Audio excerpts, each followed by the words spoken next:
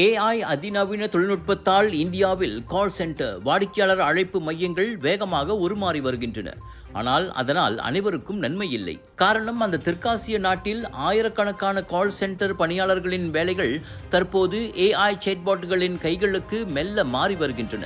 நிறுவனங்கள் தற்போது மனிதர்கள் செய்யும் பணியை சுமார் 80 விழுக்காடு வரை குறைக்கும் திறன் கொண்ட AI கருவிகளை பயன்படுத்துவதாக தொழில்துறை நிபுணர்கள் கூறுகின்றனர். குறிப்பாக லைம்சேட் மற்றும் ஹெப்டிக் போன்ற புத்தம் புதிய நிறுவனங்கள் பல மொழிகளில் பேசக்கூடிய இந்த சேட்பாட்களை உருவாக்கி கோடிக்கணக்கான வாடிக்கையாளர்களுக்கு 24 மணி நேரமும் சேவை வழங்குகின்றன.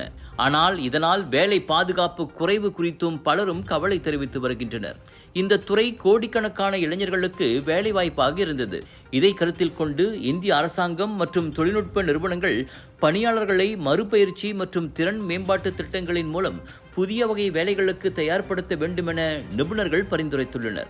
குறிப்பாக AI-யிலேயே செய்ய முடியாத வேலைகளுக்கு இளைஞர்களை தயார்படுத்த வேண்டும். அசுர வேகத்தில் சென்றாலும் மனிதர்களின் உணர்ச்சி, கருணை, சிந்தனை திறன் போன்ற அம்சங்களை இன்னும் AI மாற்ற முடியாது என்பதை அவர்கள் சுட்டிக்காட்டினர்.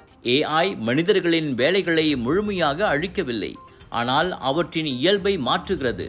எதிர்காலத்தில் தொலைபேசியில் கேட்கும் மனித குரல் இயந்திரத்தின் குரலாக மாறும் சாத்தியத்தையும் மறுப்பதற்கில்லை.